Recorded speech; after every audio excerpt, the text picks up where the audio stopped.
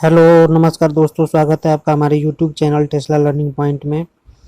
आज हम सीबीटी का मॉडल पेपर डिस्कस करने वाले हैं कि सीबीटी एग्ज़ाम में आपका इलेक्ट्रीशियन का जो थ्योरी सब्जेक्ट है उसका किस टाइप का सेट आपको एग्ज़ाम में देखने को मिलेगा, तो वो हम आपके सामने लेकर के आए हैं। तो चलिए ये स्टार्ट करते हैं, देखते हैं कि कैसे क्वेश्चन आने वाला है। तो देखिए, सबसे पहले ये जो आपको दिख रहा है क्वेश्चन, धारा नियंत्रण मोड का उपयोग डैश के लिए किया जाता है। इसी प्रकार का आपको 4 ऑप्शन देखने को मिलेगा कंप्यूटर स्क्रीन पे। मान लीजिए आपका एक कंप्यूटर स्क्रीन है, कंप्यूटर स्क्रीन पे ये आपका पहला क्वेश्चन है, ये आपका पहला क्वेश्चन है और उसके बाद से ये ऐसे 4 ऑप्शन दिए रहेंगे। ठीक है, पर इस 4 ऑप्शन में से कोई भी एक ऑप्शन आपको क्या करना है, टिक करना रहेगा। उसके आगे इस टाइप का बना रहेगा टिक करने के लिए। तो इस पे आप किसी भी एक ऑप्शन पे टिक करके और माउस से आगे नेक्स्ट क्वेश्चन पे आप बढ़ जाएंगे। तो चलिए देखते हैं क्वेश्चन किस टाइप से पूछे जाएंगे हमारे एग्जाम में। देखिए, पहला क्वेश्चन है, धारा नियंत्रण मोड का उपयोग डैश के लिए किया जाता है। दिया है पहला ऑप्शन परिवर्ती बैटरी चार्जिंग के लिए, पहला जो ऑप्शन दिया है वो दिया है परिवर्ती बैटरी चार्जिंग के लिए, दूसरा धीमी चार्जिंग के लिए, तीसरा स्थिर बैटरी चार्जिंग के लिए और चौथा तीव्र बैटरी चार्जिंग के लिए। तो जो धारा नियंत्रण मोड का उपयोग होता है वो हम लोग क्या करते हैं, स्थिर बैटरी चार्जिंग के लिए उसका यूज करते हैं। जो हमारा तीसरा ऑप्शन है वो क्या हो जाएगा, सही आंसर हो जाएगा। क्लियर हुआ? चलते हैं नेक्स्ट क्वेश्चन की तरफ। नेक्स्ट क्वेश्चन दिया है, बैटरी संतुलन परिपथ निम्न में से क्या बढ़ाता है। ठीक है, अगर कोई भी बैटरी अगर बैलेंस्ड है, संतुलन में है, उसका परिपथ क्या है, संतुलित है, तो वो निम्न में से क्या बढ़ाएगा। तापमान को इंक्रीज करेगा, संकेंद्रण बढ़ाएगा, प्रेशर बढ़ाएगा या लाइफ ऑफ बैटरी यानी बैटरी का जीवन काल बढ़ाएगा। तो अगर कोई भी बैटरी संतुलन में है, उसका परिपथ संतुलन में है, तो जाहिर सी बात यह है कि बैटरी का जीवन काल क्या होगा, बहुत ही अच्छा होगा और जीवन काल उसका बढ़ जाएगा। तो जो लाइफ होगा बैटरी का वो क्या होगा, बैटरी का जो लाइफ होगा वो क्या होगा, इंक्रीज हो जाएगा। तो यहाँ पे जो ऑप्शन 4 है वो हमारा क्या हो जाएगा, राइट आंसर हो जाएगा। नेक्स्ट क्वेश्चन की तरफ चलते हैं। लीड अम्ल सेल के लिए सामान्य वोल्टेज क्या है। अब देखिए, लीड अम्ल सेल दिया है, इसको इंग्लिश में आपसे lead acid cell lead acid cell के लिए सामान्य वोल्टेज क्या है, ऐसा भी क्वेश्चन पूछा जा सकता है। या लीड अम्ल सेल के लिए सामान्य वोल्टेज क्या है, ये भी पूछा जा सकता है। क्वेश्चन को आप समझिए, मतलब किस टाइप से क्वेश्चन पुटअप हो सकता है। तो जो लेड एसिड सेल होता है उसका सामान्य जो जनरल वोल्टेज होता है वो क्या होता है, 24 वोल्ट होगा, 2 वोल्ट होगा, 1.4 वोल्ट होगा, 12 वोल्ट होगा। तो 24 वोल्ट तो आपके दिमाग में आएगा नहीं, दिमाग में आपके क्या आने वाला है, 12 वोल्ट। आप सोचेंगे कि अगर सेल है तो हो सकता है 12 वोल्ट का होगा, लेकिन 12 वोल्ट का भी नहीं होता है। जो लेड एसिड सेल है, सेल की बात की जा रही है, आपसे बैटरी की बात नहीं की जा रही, क्योंकि सेलों से मिल करके क्या किया जाता है, बैटरी को बनाया जाता है। एक एक सेल को, जैसे एक एक सेल को सीरीज में या पैरेलल में कनेक्ट करके हम लोग क्या करते हैं, एक होल बैटरी का क्या करते हैं, निर्माण करते हैं। एक पूरे बैटरी का हम लोग क्या करते हैं, निर्माण करते हैं। तो ये आपका एक सेल हुआ, ये एक सेल हुआ, ये एक सेल हुआ, ऐसे कई सेलों को जोड़ करके एक बैटरी बनाते हैं। तो उस बैटरी का जो वोल्टेज होता है वो क्या होता है, 12 वोल्ट होता है। उस बैटरी का जो वोल्टेज होता है वो 12 वोल्ट होता है। लेकिन यहाँ से आपको लेड एसिड सेल का वोल्टेज पूछा जा रहा है, ओनली वन सेल का वोल्टेज पूछा जा रहा है। तो जो लेड एसिड सेल का वोल्टेज होता है वो कितना होता है, लेड एसिड सेल का जो वोल्टेज होता है वो 2 वोल्ट होता है। तो हमारा ऑप्शन क्या हो जाएगा, 2 वोल्ट राइट आंसर हो जाएगा। नेक्स्ट चलते हैं क्वेश्चन पे। आपातकालीन लाइट में सामान्य तौर पर किस प्रकार की बैटरी का प्रयोग किया जाता है? आपातकालीन लाइट का मतलब क्या है? Emergency light. इमरजेंसी लाइट में आप किस प्रकार की बैटरी का यूज करेंगे? प्राथमिक बैटरी का यूज करेंगे, क्षारीय का करेंगे, लेड अम्ल का करेंगे या एडिशन? ये सभी क्या है? बैटरी के टाइप हैं, टाइप्स ऑफ बैटरी हैं, प्राथमिक, क्षारीय, लेड एसिड, एडिशन। तो जो इमरजेंसी लाइट होता है उसमें हम लोग क्या करते हैं? लेड एसिड बैटरी का यूज करते हैं। ऑप्शन 3 हमारा क्या हो जाएगा? सही हो जाएगा। नेक्स्ट क्वेश्चन की तरफ चलते हैं।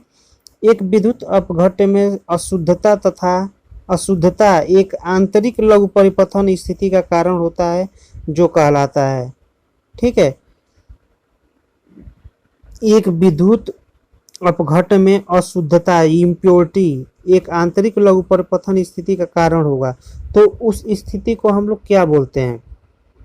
विध्रुवण बोलेंगे, विद्युत अपघटन बोलेंगे, स्थानीय कार्य बोलेंगे या ध्रुवीकरण बोलेंगे।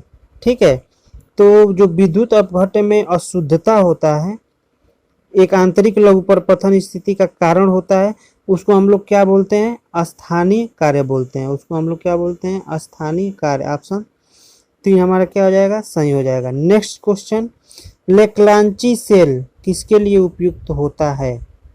लेक्लांची सेल, ये सेल का क्या है? टाइप है। ये किसके लिए यूज होता है? निरंतर उपयोग, अधिक धारा आवश्यकता, अंतरायिक उपयोग, अधिक वोल्टेज आवश्यकता। अधिक वोल्टेज के लिए लेक्लांसे का हम लोग यूज नहीं करेंगे।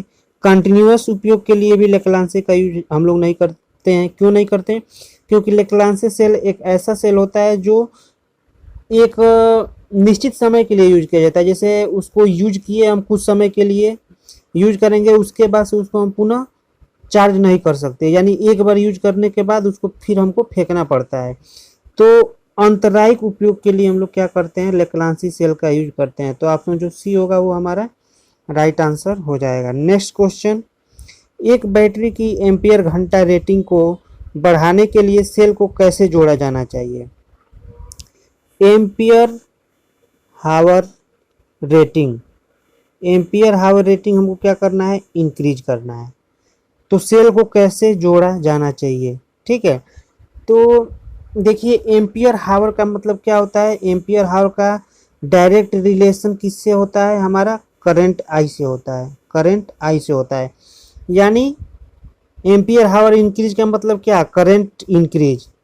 ठीक है, तो आपको पता होगा अगर सेल, कोई भी सेल है या कोई भी बैटरी है, यदि उसको हम सीरीज में जोड़ते हैं, यदि उसको हम सीरीज में जोड़ते हैं, ऐसे सीरीज में जोड़ते हैं, तो अगर प्रत्येक सेल 2 वोल्ट का है, अगर प्रत्येक सेल 2 वोल्ट का है, ठीक है, प्रत्येक सेल यदि 2 वोल्ट का है और सीरीज में उसको जोड़ दिए, तो ओवरऑल जो वोल्टेज होता है वो क्या होता है? इंक्रीज होता है। यानी 2 2 4 2 6 2 8, यहाँ पे टोटल 8 वोल्ट हो जाएगा उस बैटरी का। यानी अगर वोल्टेज इंक्रीज करना हो तो सेल को हम लोग क्या किए? सीरीज में क्या किए? जोड़े, सीरीज में जोड़े। लेकिन यहाँ से यहाँ पे हमको क्या करना है? एम्पियर हावर यानी करंट को क्या करना है? इंक्रीज करना है। तो जब करंट इंक्रीज करना है तो हम क्या करेंगे? सेल को, जो भी हमारा सेल होगा, जो भी हमारा सेल होगा उस सेल को क्या करेंगे? पैरेलल में कनेक्ट करेंगे। सेल को क्या करेंगे? पैरेलल में, यानी एक सेल, यहाँ पे आपका एक सेल, ये रहा आपका सेल, ये एक सेल हो गया, फिर ये एक सेल और फिर ये एक सेल। इसको हम लोग क्या करेंगे? इसको हम लोग क्या करेंगे? पैरेलल में क्या करेंगे? कनेक्ट करेंगे। तो पैरेलल में जब कनेक्ट करेंगे तो इसका जो एम्पियर होगा वो क्या होगा? इंक्रीज होगा। तो हमसे वही पूछा जा रहा है कि पैरेलल में कनेक्ट करना है कि सीरीज में कनेक्ट करना है। तो जो हमारा राइट आंसर हो जाएगा वो क्या हो जाएगा? पैरेलल में, समानांतर में। ऑप्शन 2 हमारा सही आंसर हो जाएगा। चलेंगे नेक्स्ट क्वेश्चन की तरफ। नेक्स्ट क्वेश्चन है 120 एम्पियर घंटा क्षमता वाली एक बैटरी की अवधि के लिए 8 एम्पियर की धारा प्रवाहित कर सकता है। यानी कितनी देर एक 120 एम्पियर हावर की बैटरी है वो कितनी देर तक 8 एम्पियर की धारा प्रवाहित कर सकती है। ये बहुत ही इंपॉर्टेंट क्वेश्चन है कि अगर 120 एम्पियर हावर 120 एम्पियर हावर की अगर आपके पास बैटरी है, अगर उससे जो लोड कनेक्ट है वो 8 एम्पियर करंट क्या कर रहा है, ले रहा है, 8 एम्पियर की धारा प्रवाहित क्या कर रहा है, तो वो बैटरी कितने घंटे का बैकअप देगी। यही आपसे क्वेश्चन क्या किया जा रहा है, पूछा जा रहा है कि अगर 120 एम्पियर हावर की बैटरी है और 8 एम्पियर का करंट ले रही है पर घंटे, तो वो कितने घंटे का बैकअप देगी। तो सीधा सीधा 120 में आप 8 से क्या करेंगे, डिवाइड करेंगे। क्या करेंगे, 120 में क्या करेंगे आप, 8 से डिवाइड करेंगे। तो 8 से जब भाग देंगे तो एक बार में, और 40 5, यानी टोटल 15 आएगा। 15 हावर का क्या करेगा वो बैटरी, बैकअप देगा। तो ऑप्शन जो 2 होगा आपका राइट आंसर हो जाएगा। अगर इसी प्रकार आपसे पूछ दिया जाए 200 एम्पियर हावर का, अगर एक बैटरी की क्षमता है 200 एम्पियर हावर और 10 एम्पियर का करंट क्या कर रहा है, ले रहा है, तो कितने घंटे चलेगा, कितने घंटे का बैकअप देगा। तो सीधा सीधा आप क्या करेंगे, 200 में 10 का डिवाइड करेंगे तो सीधा सीधा आ जाएगा 20 घंटा। तो जो 200 एम्पियर हावर की बैटरी रहेगी वो बैकअप कितने घंटे का देगी, 20 घंटे का बैकअप देगी। यहाँ तक क्लियर हुआ। चलते हैं नेक्स्ट क्वेश्चन की तरफ। विद्युत अपघटन प्रक्रिया में पदार्थ का मुक्त निक्षेपित द्रव्यमान किसके समानुपाती होता है। तो जो विद्युत अपघटन प्रक्रिया होती है उसमें पदार्थ का मुक्त निक्षेपित द्रव्यमान करेंट आई और जो टाइम होता है वो टी के क्या होता है, समानुपाती होता है। तो जो पहला ऑप्शन होगा वो क्या हो जाएगा, सही हो जाएगा, धारा और समय। नेक्स्ट क्वेश्चन की तरफ चलते हैं। यदि बैटरी को एक निम्न दर पर एक लंबी अवधि के लिए पुनः चार्ज किया जाता है तो यह कहलाता है स्थिर धारा चार्जिंग, स्थिर वोल्टेज चार्जिंग, धिष्टकारी विधि चार्जिंग, ट्रिकल चार्ज विधि।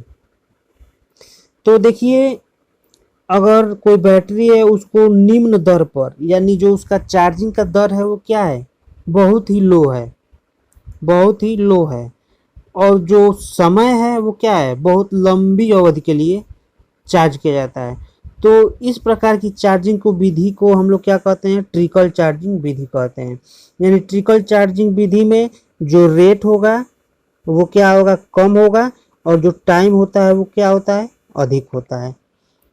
जो रेट होता है वो कम होता है और जो टाइम होता है वो क्या होता है, अधिक होता है। ठीक है, तो इसको हम लोग ट्रिकल चार्जिंग विधि कहते हैं। नेक्स्ट क्वेश्चन, लेड अम्ल सेल के कार्यचालन में निम्नलिखित में से कौन सा नियम लागू होता है।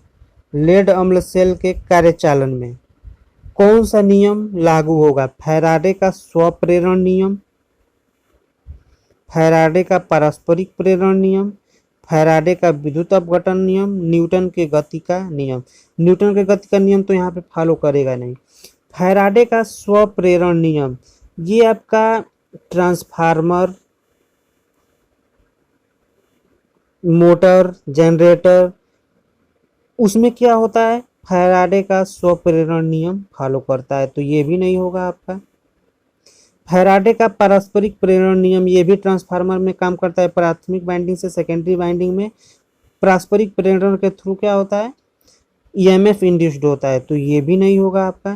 फैराडे का विद्युत अपघटन का नियम, ये हमारा राइट आंसर होगा कि लेड एसिड सेल है उसके कार्यचालन के लिए फैराडे का विद्युत अपघटन का नियम काम करता है। तो जो ऑप्शन 3 होगा वो हमारा क्या हो जाएगा, राइट आंसर हो जाएगा। नेक्स्ट क्वेश्चन, जब हम बैटरी के माध्यम से बहुत अधिक धारा भेजने का प्रयास करते हैं तो बैटरी गर्म हो जाएगी। यह मुख्य रूप से किस कारण होता है। बैटरी में आप बहुत तेज़ी से धारा अगर भेजना चाहें, ठीक है, तो कुछ समय के बाद बैटरी क्या होने लगती है, हीट होने लगती है। वो किस वजह से होता है, बैटरी निर्माण दोष की वजह से, संयोजन भार दोष की वजह से, आंतरिक प्रतिरोध की वजह से, कोई नहीं इनमें से। तो देखिए जो बैटरी निर्माण दोष है, बैटरी निर्माण दोष की वजह से बैटरी हीट नहीं होगी, क्योंकि जब बैटरियों का मैन्युफैक्चरिंग या प्रोडक्शन होता है तो सभी प्रकार के टेस्टिंग वहाँ पे किए जाते हैं। तो अगर इस टाइप का कोई भी गड़बड़ी मिलता है, बैटरी निर्माण फॉल्ट मिलता है, तो उस बैटरी को पुनः वहीं पे क्या किया जाता है, ठीक कर दिया जाता है, या उसको दूसरा बनाया जाता है, यानी उसको हटा दिया जाता है वहाँ से। तो बैटरी निर्माण दोष हो ही नहीं सकता। संयोजन भार के दोष के कारण, संयोजन भार के दोष के कारण, यानी कोई भी लोड आप उससे कनेक्ट किए हैं उसके कारण बैटरी गर्म हो रही है।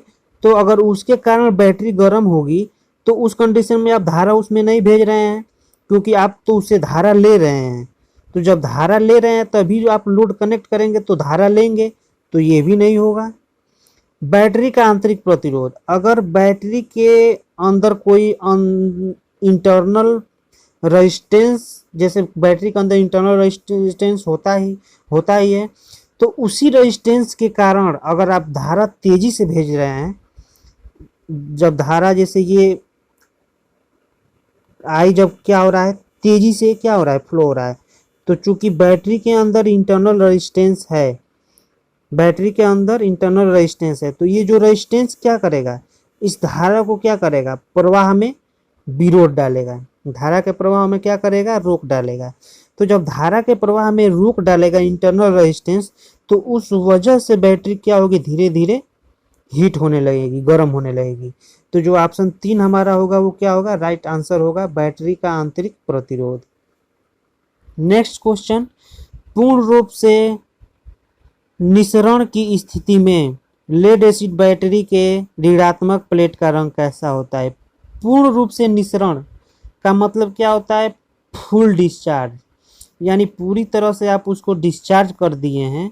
तो उस कंडीशन में लेड एसिड बैटरी का जो निगेटिव पॉइंट है, क्योंकि जो बैटरी होता है, ये आपका बैटरी है, इसमें 2 टर्मिनल होते हैं, एक होगा पॉजिटिव और एक होगा निगेटिव।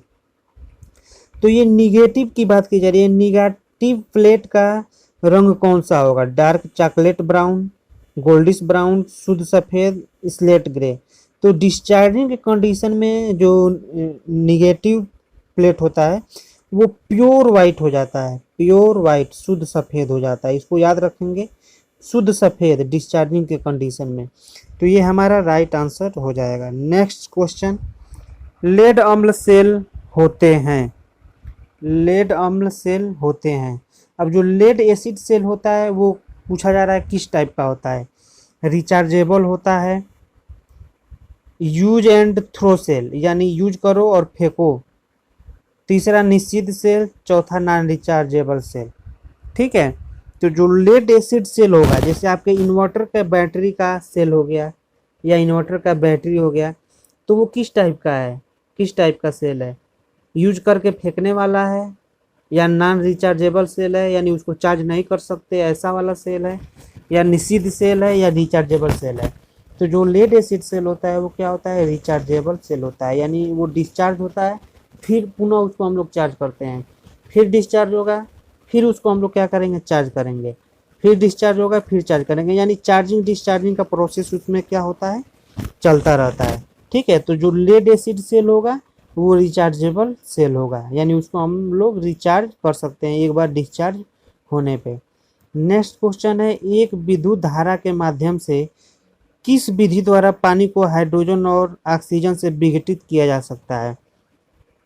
एक विद्युत धारा के माध्यम से किस विधि द्वारा पानी को हाइड्रोजन और ऑक्सीजन से विघटित किया जा सकता है, विद्युत अपघटन के द्वारा, विद्युत तापन के द्वारा, विद्युत लेपन के द्वारा, इनमें से कोई नहीं। विद्युत लेपन के द्वारा हम लोग नहीं कर सकते हैं, विद्युत तापन के द्वारा भी नहीं करते हैं, विद्युत अपघटन में पानी को हाइड्रोजन और ऑक्सीजन में विघटित किया जाता है। तो जो ऑप्शन ए होगा वो हमारा राइट आंसर होगा। ठीक है, विद्युत जो लेपन होता है, विद्युत लेपन के थ्रू किसी एक धातु के प्लेट पे किसी अन्य धातु की कोटिंग की जाती है विद्युत लेपन के द्वारा, तो विद्युत लेपन होगा नहीं। विद्युत तापन जो होता है, विद्युत तापन के द्वारा हम लोग क्या करते हैं, किसी चीज़ को हीट करते हैं, उसको पिघलाते हैं। ठीक है, तो ये विद्युत तापन होता है। तो ये दोनों ऑप्शन नहीं होगा, इनमें से कोई नहीं, ये भी नहीं होगा। तो विद्युत अपघटन जो होगा वो हमारा राइट आंसर हो जाएगा।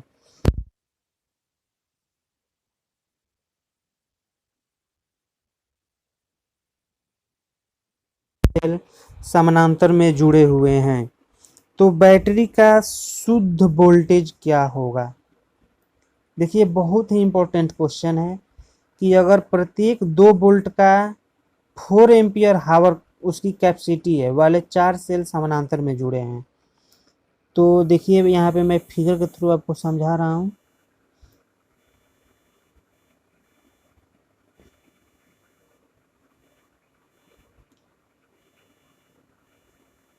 ये 4 सेल को हम लोग क्या किए हैं, पैरेलल में क्या किए हैं, कनेक्ट कर दिए हैं। पैरेलल में कनेक्ट कर दिए हैं। प्रत्येक सेल 2 वोल्ट का है, प्रत्येक सेल 2 वोल्ट का है, प्रत्येक सेल 2 वोल्ट का है। ठीक है। तो बैटरी का जो ओवरऑल वोल्टेज होगा, जो यहाँ पे हमको मिलेगा, यहाँ पे जो ओवरऑल वोल्टेज होगा वो कितना वोल्ट होगा, ये आपसे क्या किया जा रहा है, पूछा जा रहा है। ठीक है, कि बैटरी का जो शुद्ध वोल्टेज होगा वो कितना होने वाला है। तो देखने से आपको स्पष्ट हो रहा है और आपसे क्वेश्चन में बोला भी जा रहा है कि जो भी 4 सेल हैं उनको हम क्या किए हैं, पैरेलल में कनेक्ट किए हैं। पैरेलल में क्या किए हैं, कनेक्ट किए हैं। ठीक है। तो पैरेलल में जब सेल कनेक्ट है, पैरेलल में कनेक्ट सेल है, तो पैरेलल में सेलों का संयोजन का जो सूत्र होता है, ठीक है, तो वोल्टेज का जो सूत्र होगा 1/V equal to 1/V1 plus 1/V2 plus 1/V3, ठीक है, प्लस 1/V4। तो यानी 1/2 प्लस 1/2 प्लस 1/2। देखिए यहाँ पे नेक्स्ट हम पेज ले रहे हैं।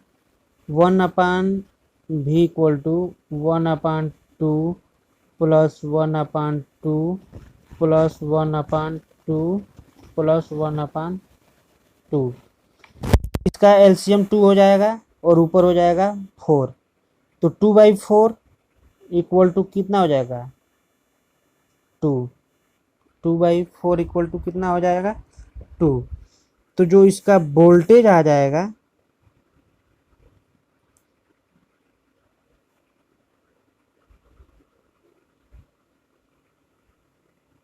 जो इसका वोल्टेज आ जाएगा वो कितना आ जाएगा, 2 वोल्ट।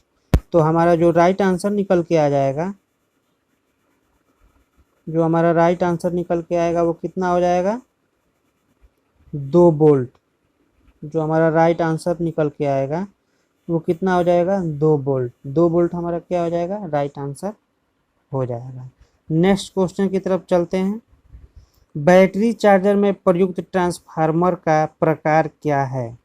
बैटरी चार्जर में प्रयुक्त ट्रांसफार्मर का प्रकार क्या है। इस टाइप को आपको बैटरी चार्जिंग देखने को मिलता होगा। इसमें से एक जो होता है वो हम लोग एसी सप्लाई में कनेक्ट कर देते हैं और यहाँ से 2 वायर, एक रेड और एक ब्लैक, 2 वायर यहाँ से निकलता है। इसके अंदर ट्रांसफार्मर यूज किया जाता है। ट्रांसफार्मर, ये ट्रांसफार्मर आपसे पूछा जा रहा है कि किस टाइप का ट्रांसफार्मर होता है। अपचाई ट्रांसफार्मर, धारा ट्रांसफार्मर, ऊंचाई ट्रांसफार्मर या स्पंद ट्रांसफार्मर। अपचाई ट्रांसफार्मर का यूज करते हैं या धारा ट्रांसफार्मर का या ऊंचाई ट्रांसफार्मर का या स्पंद ट्रांसफार्मर का। तो देखिए जो बैटरी चार्जिंग होता है उसमें धारा ट्रांसफार्मर का यूज हम लोग नहीं करते हैं। करंट ट्रांसफार्मर सिटी का यूज हम लोग नहीं करते हैं। ऊंचाई ट्रांसफार्मर यानी स्टेप अप, जो विद्युत धारा को क्या करे, विद्युत धारा या वोल्टेज को बढ़ा दे, इसका भी हम लोग यूज नहीं करते हैं। स्पंद ट्रांसफार्मर का भी यूज नहीं करते हैं। स्टेप डाउन ट्रांसफार्मर का हम लोग यूज करते हैं, यानी अपचाई ट्रांसफार्मर का। तो जो ऑप्शन 1 है वो हमारा राइट आंसर हो जाएगा। नेक्स्ट क्वेश्चन है, निम्नलिखित में से कौन रासायनिक ऊर्जा को विद्युत ऊर्जा में परिवर्तित करता है। निम्नलिखित में से कौन रासायनिक ऊर्जा को विद्युत ऊर्जा में परिवर्तित करता है? भार सेल करता है, शुष्क सेल करता है, सौर सेल करता है, या एलईडी करता है? तो जो एलईडी है ये क्या करता है? रासायनिक ऊर्जा को विद्युत ऊर्जा में परिवर्तित करेगा? नहीं करेगा। ठीक है। सौर सेल क्या करता है? सौर ऊर्जा को विद्युत ऊर्जा में कन्वर्ट करता है। ये सोलर एनर्जी को इलेक्ट्रिकल एनर्जी में क्या करता है? कन्वर्ट करता है, सौर सेल। ठीक है। भार सेल, लोड सेल जो होता है ये क्या करता है? रासायनिक ऊर्जा को विद्युत ऊर्जा में परिवर्तित ये भी नहीं करेगा, शॉर्ट सेल भी नहीं करेगा, एलईडी भी नहीं करेगा। जो शुष्क सेल होता है वो क्या करता है? रासायनिक ऊर्जा को विद्युत ऊर्जा में परिवर्तित करता है। तो जो ऑप्शन 2 होगा वो हमारा राइट आंसर हो जाएगा। नेक्स्ट है बूस्ट चार्जिंग पर चार्ज करने की प्रक्रिया है। जैसे आपका बैटरी कभी कभी क्या होता है, डीप डिस्चार्ज हो जाता है, यानी बहुत अत्यधिक आवश्यकता से अधिक जब आप उसको लगातार यूज करते हैं तो वो डीप डिस्चार्ज होता है, यानी गहरा डिस्चार्ज हो जाता है। तो उस कंडीशन में आप उसको चार्ज करेंगे तो वो जल्दी चार्ज नहीं होता है। तो उस स्थिति में उसको बूस्ट करना पड़ता है, बूस्ट चार्जिंग करना पड़ता है। तो बूस्ट चार्जिंग करते समय चार्ज करने की प्रक्रिया क्या होती है? कम समय के लिए कम धारा, कम समय के लिए उच्च धारा, लंबे समय के लिए कम धारा, लंबे समय के लिए उच्च धारा। तो जब बैटरी आप बूस्ट कराने जाते हैं तो उस कंडीशन में कम ही समय के लिए क्या किया जाता है? बैटरी में बहुत अत्यधिक धारा को भेजा जाता है जिससे वो बूस्ट चार्जिंग की प्रक्रिया हो पाए, बैटरी की प्लेट पुनः क्या हो सके? चार्ज हो सके। तो कम समय के लिए कम धारा होगा नहीं, कम समय के लिए उच्च धारा, ये हमारा राइट आंसर होगा। लंबे समय के लिए कम धारा नहीं होगा, लंबे समय के लिए उच्च धारा नहीं होगा। ठीक है। तो कम समय के लिए उच्च धारा जब दिया जाता है तो उसी को हम लोग बूस्ट चार्जिंग कहते हैं। नेक्स्ट, निकिल लौह बैटरी में प्रयोग किए जाने वाले विद्युत अपघट्य हैं। अब आपसे निकिल लेड बैटरी बोला जा रहा है, nickel lead, nickel lead battery आपसे बोला जा रहा है। इसमें किस प्रकार के विद्युत अपघट्य का यूज करते हैं? H2SO4 नहीं करते हैं, क्योंकि जो H2SO4 या जो HCl होता है इस टाइप के इलेक्ट्रोलाइट का यूज या विद्युत अपघट्य का यूज हम लोग लेड एसिड में करते हैं, लेड एसिड वाले में करते हैं। लेड एसिड बैटरी में इसका हम लोग क्या करते हैं? यूज करते हैं लेड एसिड में। तो ये दोनों होगा नहीं। सोडियम हाइड्रोक्साइड का यूज हम लोग नहीं करते हैं। पोटेशियम जो हाइड्रोक्साइड है उसको हम लोग क्या करेंगे? निकिल लो बैटरी में हम लोग करेंगे। निकिल लो बैटरी में विद्युत अपघट्य के रूप में पोटेशियम हाइड्रोक्साइड का यूज करेंगे। तो जो ऑप्शन 3 होगा वो हमारा राइट आंसर हो जाएगा। ठीक है। तो उम्मीद करते हैं कि आज का सेशन आपको बहुत पसंद आया होगा। अगर पसंद आया है तो हमारे चैनल को अधिक से अधिक सब्सक्राइब कीजिए, वीडियो को लाइक कीजिए और अपने ग्रुप में अपने दोस्तों के साथ वीडियो को अधिक से अधिक शेयर कीजिए ताकि और भी स्टूडेंट अपने परिवार से जुड़ सकें। तो चलिए मिलते हैं हम लोग नेक्स्ट वीडियो में, तब तक के लिए धन्यवाद।